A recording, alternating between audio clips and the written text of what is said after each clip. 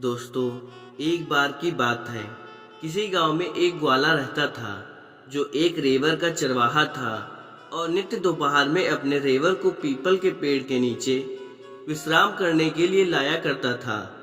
एक दिन पीपल के पेड़ ने ग्वाले से कहा, ये तुम मेरे जड़ में प्रतिदिन दूध डाला करोगे तो मैं तुम्हें एक वरदान दूंगा। इसलिए ग्वाला उस समय से पीपल के जड़ में प्रत्येक दिन दूध उड़ेलने लगा और कुछ दिनों के उपरांत उसने वहां धरती में एक वीवर देखा। उसने सोचा कि पेड़ के जड़ के फैलने के कारण जमीन में दरार पड़ रही है, लेकिन सच्चाई यह थी कि वहां एक सांप दफन था और वह दूध पीकर स्वस्थ होने लगा।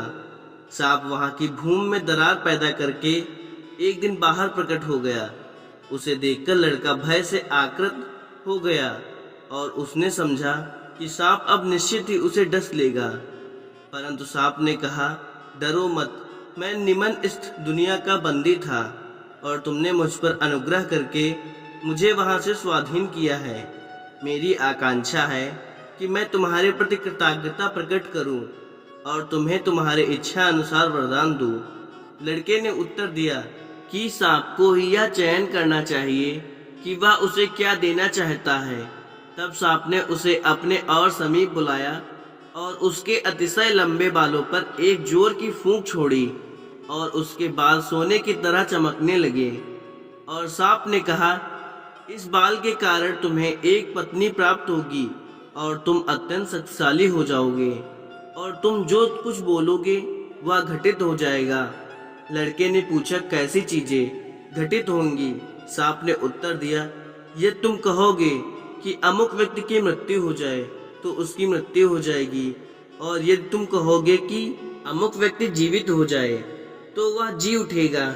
लेकिन तुम यह किसी को बिल्कुल मत बताना, यहाँ तक कि जब तुम विवाह करोगे तो अपनी पत्नी को भी मत बताना। यदि तुम ऐसा करोगे तो यह सत्य लुप्त हो जाएगी। कुछ समय के बाद वह लड़का एक नदी में स्नान कर रहा था और स्नान करते समय उसका एक बाल टूटकर बाहर आ गया और एक माया ने उसे लेकर एक पत्ते में लपेटकर बहते हुए पानी की धारा में छोड़ दिया। नदी की नीर की ओर एक राजकुमारी अपनी सेविकाओं के साथ स्नान कर रही थी और उन्होंने एक पुड़िया को सीधे राजकुमारी की ओर बहकर जाते हुए देखा। राजकुमारी ने उसे पकड़ लिया और खोलकर देखा और उसमें बाल को पाया। वह बाल सोने के जैसा चमक रहा था और जब बाल की मापी की गई तो ज्ञात हुआ कि बाल की लंबाई 12 पोरसा लगभग 6 फीट थी। इस प्रकार राजकुमारी ने बाल को अपने कपड़े में बांधकर रख लिया और अपने घर वापस चली गई और अपने आप को अपने कक्ष में बंद कर लिया और उसने खाना पीना और बात करना भी बंद कर दिया। उसकी माँ ने अपने 2 सहचर को पूछने के लिए भेजा कि क्या मामला है। अंत में राजकुमारी ने कहा कि वह ना ही उठेगी और ना ही भोजन करेगी जब तक कि वे लोग उस सुनहरे बाल वाले व्यक्ति को ढूंढकर लाते नहीं।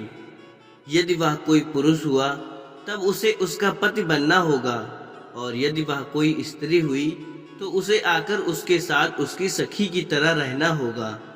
जब राजा और रानी ने यह सुना कि एक सुनहरा बाल नदी में तैरता हुआ ऊपर से नीचे की ओर आया था, तब वे अपनी बेटी के पास गए और अपनी बेटी को कहा कि एक बार वे हरकरों को नदी के ऊपरी धार की ओर उस सुनहरे बाल वाले व्यक्ति को खोजने के लिए भेजेंगे। तब जाकर राजकुमारी स्वस्थ हुई और उठकर भोजन किया। उसी दिन राजा ने हरकरों से कहा कि वे जाकर नदी के किनारे के सभी गांव में सभी ग्रामीणों से पूछकर उस सुनहरे बाल वाले व्यक्ति का पता लगाएं। इस प्रकार हरकरों ने बाहर जाकर नदी के दोनों किनारे के गांव में उस सुनहरे बाल वाले व्यक्ति के बारे में मालूम किया, परंतु यह कोशिश निरर्थक सिद्ध हुई और वे बिना किसी सूचना के वापस लौट आए। फिर पवित्र भिक्षुनियों को बाहर सुनहरे बाल वाले व्यक्ति के तलाश में भेजा गया, लेकिन वे भी विफल होकर लौट आए। जब राजकुमारी ने कहा, यदि तुम लोग उस सुनहरे बाल वाले व्यक्ति को नहीं खोज सकते हो तो मैं फांसी के फंदे पर लटक कर अपने प्राण त्याग दूंगी। उसी समय एक पालतू कौवा और एक पालतू तोता जो कि जंजीर से बंधे हुए वहीं बैठे थे।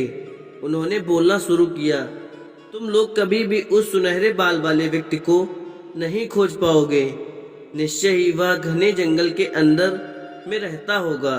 यदि वह गांव में रहता तो इन लोगों को मिल गया होता, परंतु हम लोग अकेले ही उसे खोज के निकाल लाएंगे।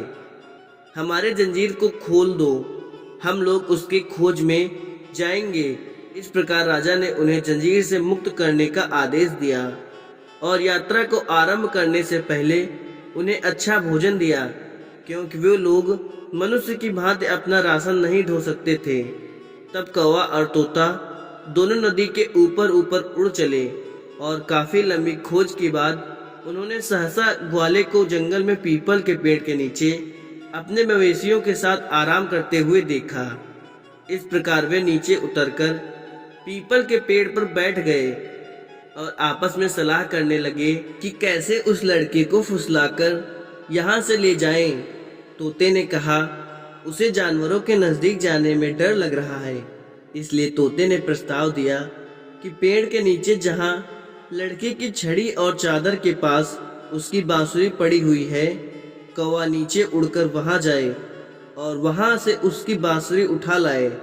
इस प्रकार कौवा एक गाय से दूसरे गाय पर उड़ते हुए गया और अकस्मात लपक कर बांसुरी पर पंजा मारते हुए उसे अपने चोंच में उठाकर उड़ गया। जब लड़के ने यह देखा तो वह अपनी बांसुरी को वापस लाने के लिए कौवे के पीछे भागा और कौवा उसे लालच देते हुए एक के बाद दूसरे पेड़ पर जाता रहा और लड़का उसका पीछा करता रहा।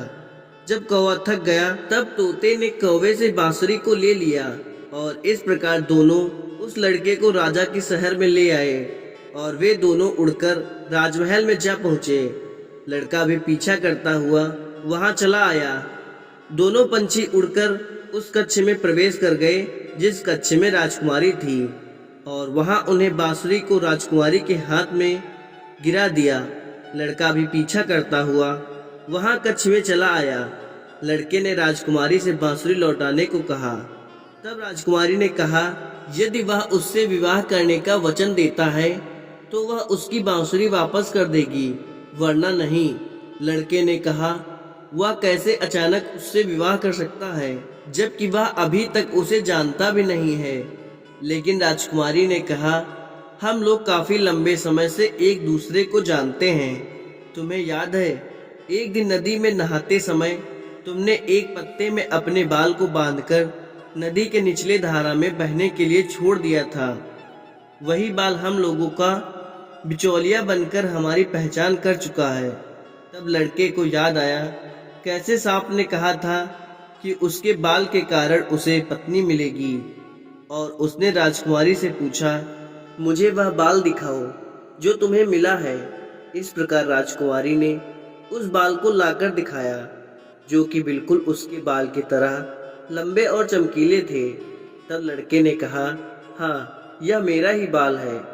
राजकुमारी लड़के को अपने माता पिता के पास ले गई और उन्हें कहा कि उसकी मनोवांछित इच्छा पूरी हुई है।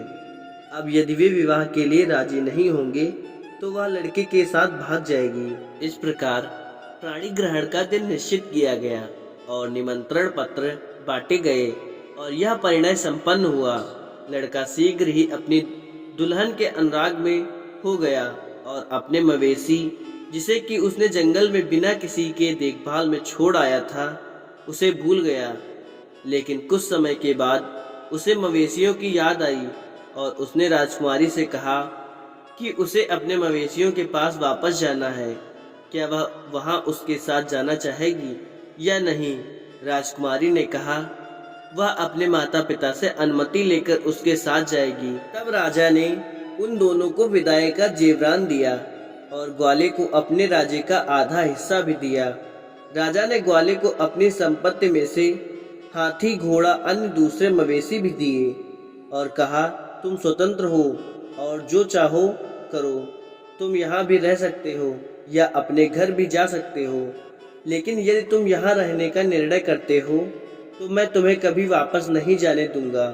लड़के ने किसी भी प्रकार से अपने मवेशियों को, जिसे उसने अकेले जंगल में बिना किसी की देखभाल छोड़ आया था, वहां जंगल में जाकर यह देखा कि सभी मवेशियों की मृत्यु हो चुकी है। यह देखकर उसका हृदय वेदना से द्रवित हो उठा और उसके नेत्र आंसू से भरकर विलाप करने लगे। तब उसे सांप का दिया हुआ वरदान याद आया कि वह किसी भी मृत शरीर में प्राण डाल सकता है, और उसने अपने इस शक्ति के परीक्षण का निर्णय लिया। इसलिए उसने अपनी पत्नी से कहा कि उसे इन मृत गायों का उपचार करना होगा, उन्हें दवा देनी होगी। और उसने जंगली जड़ी से मृत मवेशियों के नाक के पास हवा किया, और जैसे ही उसने ऐसा किया और साथ ही साथ उसने कहा कि उठो, और देखते ही देखते एक के बाद एक सारे मवेशी उठकर खड़े हो गए और अपने बछड़ों के लिए रहने लगे। सांप के वरदान को सत्य साबित होते देख लड़के ने ऊंचे स्वर में कृतज्ञता प्रकट करने लगा और एक बड़े बर्तन में दूध भरकर पीपल के जड़ में उड़ेल दिया। सांप दोबारा आया और उसने राजकुमारी के बालों पर भी फूंक मारकर उसे भी सोने की तरह चमकीला बना दिया। अगले दिन उन लोगों ने अपने सभी मवेशियों को इकट्ठा किया और भागते हुए वापस राजमहल की ओर चल पड़े। दोनों राजा द्वारा प्राप्त आधे राज्य पर शासन करते हुए प्रसन्नता पूर्वक वहां रहने लगे। कुछ वर्षों के बाद लड़के को ऐसा लगा कि वह सांप उसके माता पिता की तरह थे, और वह आतुरता में सांप से यथोचित ढंग से विदाई लिए बिना वहां आ गया है। इसलिए वह यह देखने के लिए फिर से उस पेड़ के पास गया कि क्या वह सांप अभी भी वहां है, लेकिन वह सांप तो वहां नहीं पाया गया। और तब उसने पीपल के पेड़ से पूछा। पेड़ ने भी कोई उत्तर नहीं दिया। अंत में निराश होकर दुखी मन से वह घर वापस आ गया। दोस्तों, अगर वीडियो अच्छी लगी हो तो एक लाइक शेयर जरूर करें। धन्यवाद।